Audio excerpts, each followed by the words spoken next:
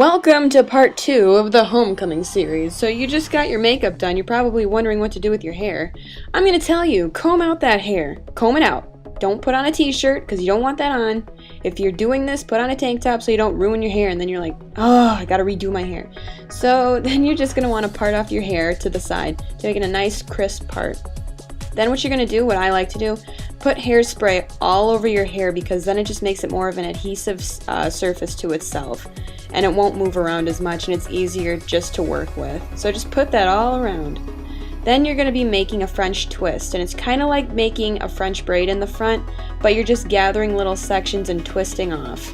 So you gather a little bit and then you twist, and then you gather a little bit and you twist, and it's a lot faster than a French braid, and sometimes it just looks a lot more finished to me personally than a French braid does. So you're going to do that and go down a little bit until you hit the part that's like on your eye line, basically.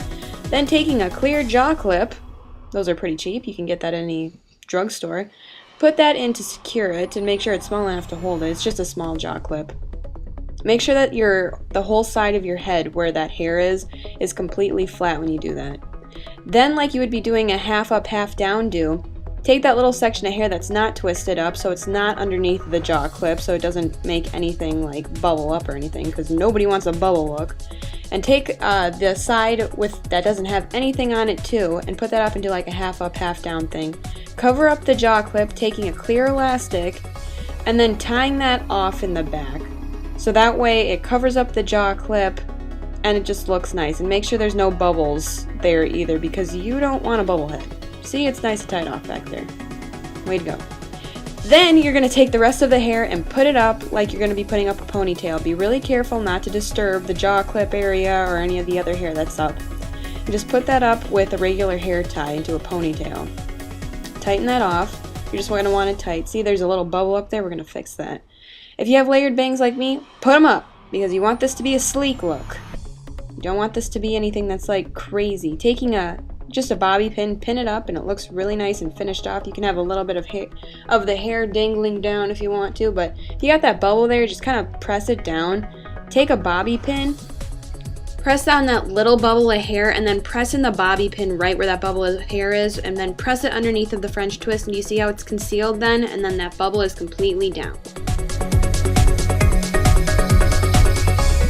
You may want to pull out that part right there just to give it a little more volume by the French twist. So there's just a little more volume with the jaw clip. Then you're going to take the hair in the back and you're going to completely braid it down. Nothing special here, guys. Just braid it all the way down.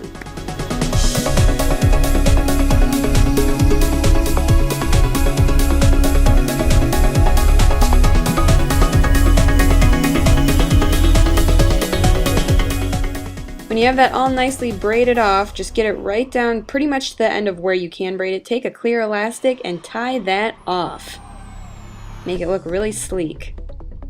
Then I'm going to ask you guys to invest in some spin pins because you're only going to need 2 and it's just a great investment. I use those all the time and my hair never falls out. So you're going to twist that around in the back, making sure that you can seal the little end underneath and the part where it kind of ends underneath at the bottom, put the spin pin there so that way the end of your hair doesn't pop out or anything. And then underneath of it on the opposite side, put the other spin pin there. Just turn it in like a corkscrew. Your hair won't fall out. I've been testing these out for a while and it never comes out. If I run, do anything, it just doesn't fall out. So then for a little pop of color, just use a nice barrette. I'm using one with a bunch of like little crystals on it. It's got a little pop of pink, it's silver, and I'm putting it on the side that doesn't have the French twist, so that way there's a part that has a little bit of a pop too, so it's not as boring on that side. Then using just a barrette, put up your hair in the back for the baby hairs, and then I press that barrette underneath the bun so it's not as necessary, not such an eyesore. Don't forget to use your hairspray because you don't want it to fly all over the place, and then you're done. Hopefully this gave you some ideas on how to do it yourself so you don't have to waste so much money at salons or just with anything else and you can dedicate your money to your dress and everything. Thanks for watching. I hope you try it out and I'll see you guys next time.